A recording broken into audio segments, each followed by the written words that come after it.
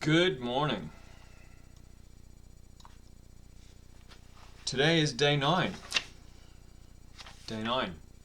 Famous card player, I think. Hopefully, no copyright there. Um, so far, so good. Again, as with yesterday, no relapses, no main issues. Still having a little bit of vivid dreams and sweatiness, apparently. Had some interesting World War II dreams last night, which was pretty neat. Well, I wouldn't say neat so much as more just interesting, but yeah. Yesterday actually had a visit with a therapist. I say visit, I mean a Zoom call. My therapist is really more of a counselor than a therapist. It's not someone who's a psychotherapist or anything. I believe they're fully qualified, but it's more relaxed and casual than that. I've been trying to in the past, I had tried to do all this myself, and I learned early on that, like with many things, if you try to do it yourself and you don't know what you're doing, you might end up making more of a mess of things than you would have if you had just gotten a professional to help you. Some examples of this: financial planning, working out and getting fit, fixing your body from muscle injuries or posture issues, you name it, taxes, whatever it is. There's always someone out there who knows more than you. And when it came to trying to figure out how to think better and how to act better, this person actually helped me a lot. And what they gave me was tools that allowed me at first to think better, but then from thinking, they pushed me to start talking better and have less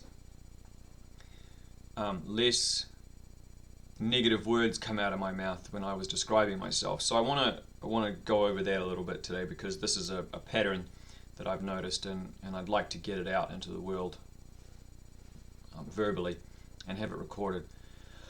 A while ago, I was chasing women. While I was in a relationship, I was chasing women, and the conditions were such that the person who I was in a relationship with knew that this was happening and was okay with it. Because we were at a point in time where we weren't committing to each other, and I had been upfront from the start about this. I had been honest about what I was doing, and I had said, look, if you're not interested in being in dating me, then that's fine, but I'm not going to stop what I'm doing. And on the one hand, I guess you could probably argue that that was sort of a form of abuse, because you're kind of saying, well, I'm dangling me as the carrot, but I'm also saying that I'm gonna get to have my own carrot and then make a carrot cake out of it too. And I'm not going to have to sacrifice in this relationship with you. Anyway, regardless of that, I noticed that as I got deeper into this relationship, that the other women that I was chasing, it got to be less and less satisfying and less good. And what happened was, eventually I started to feel guilty, and I developed this cycle whereby I would perform an action that made me feel guilty or bad about myself, and then I would beat myself up verbally. I would call myself a dog and a cad and a lech and a piece of shit, and all kinds of different things. I would beat myself up about it. I would lambaste myself. I would flagellate myself with bad words. And when I was done doing that, I had punished myself. I had given myself punishment for the behavior that I recognized was bad, and then that kind of let me off the hook. And in that system, it created this really tight little loop where I would act out, I would beat myself up about it, I'd feel better about myself because I was like, well, I punished myself, so now I can go back to doing the original behavior and keep chasing that stupid tail going round and around and around in circles. And it was the counselor who pointed that out to me and said, do you hear the words that you're using when you describe yourself? You actually casually, throughout the course of the day, you actually refer to yourself as a bad person, or as a dog, or as a womanizer. And when you do this, when you label yourself these things, particularly these negative things, you take on the aspects of those things, because you begin to identify with them. You are in essence labeling yourself the things that you end up becoming. And that was what was happening to me. So I started to change the words that I used, and immediately, and I say immediately, I mean within days of changing the words that I used to describe myself, those behaviors became less attractive and less acceptable to me. And as a result, my dalliance with womanizing came to a screeching halt when I realized what was going on. In essence, I was using these women as a live masturbatory aid. And that's, yeah, anyway. We're not going to get into that right now. But regardless, I was able to drop that behavior and focus more on the relationship that I was in. And what happened was that I noticed that I started to use different words, like partner and boyfriend, and eventually fiance and then husband. And those words are words that carry the same amount of value as the words that I had before, but these are words that have positive aspects. And so these words help me to act in ways that are good or positive ways as a boyfriend at the time, or as a fiance at the time, or now as a husband.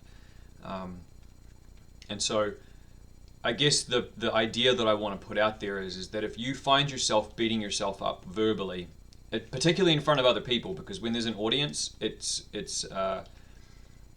far more potent when there's an audience, because not only are you now describing who you are to yourself, you're describing who you are to other people, and you're painting a picture for other people as well. And that social connection helps to reinforce those words and those labels for you. So yeah, so if that's the way that you're acting, if that's something that you do, a very simple thing that I would suggest is find a neutral terminology to describe yourself. And one of my friends calls himself a piece of shit all the time, and whenever I hear him do that, I always try to correct him and say, you're not a piece of shit, you're a good human being in training. Because what that does is it gives a more positive aspect to it, and it gives the possibility of redemption, the possibility of hope. When you assign yourself this idea, this label that you're a dog or a bad person, you're not giving yourself any room to get out of that, or any wiggle room to do better. You're just labeling yourself as that thing. And when you give yourself, even if it's just a perfectly neutral label, you're still at least giving yourself a little bit of wiggle room to do better, and maybe identify something in yourself that you are. And so now the labels that I use to describe myself as fit and competent and a good husband, and loving and proactive, and like trying to use more positive labels to describe myself rather than the negative labels. And I found that that's worked. And to bring this all back to quitting video games and quitting marijuana, I think if you have a relapse, or if you're struggling, you're struggling to get through, and your self-esteem is starting to take a hit, or your brain's starting to tell you that you're worthless, or you're a loser, or any of these other kinds of things, observe them, observe the thoughts, and listen to the thoughts, and write them down, get them out of your head, and look at them. But then once that's happened, don't give them any more power or time. Find words to use to replace those words, and make them part of your vernacular. Make that part of your vocabulary. Because if you do, I believe that you would see an immediate improvement. At the very least, you will start to set your sights in a different direction, because you're not focusing on these negative labels. Yeah. The big thing for me for the next couple of days, and particularly the next week, other than the fact that we're still out house hunting, is that I need to do two things. The first thing I need to do is I need to set my sights. I've broken free of the physical dependency at the moment. I feel like a week and a half is sort of approaching where that physical dependency for me normally lies. And I need to start to set my sights. I need to figure out who it is that I want to be in 6 months, in a year, 5 years, 10 years down the line. I need to start painting a picture of the specifics of what it is, who it is that I want to be, or the man that I want to be in the future. And then number two, after speaking with the counselor, they reminded me of the necessity of moderation. And one of the things that we can do, and I'm sure you guys have probably seen this, I'm sure everyone's probably seen and heard of it, but we should always be moderate about the changes that we make. Too much work and no play makes Jack a dull boy, just as too much play and no work makes Jack a poor and unproductive boy.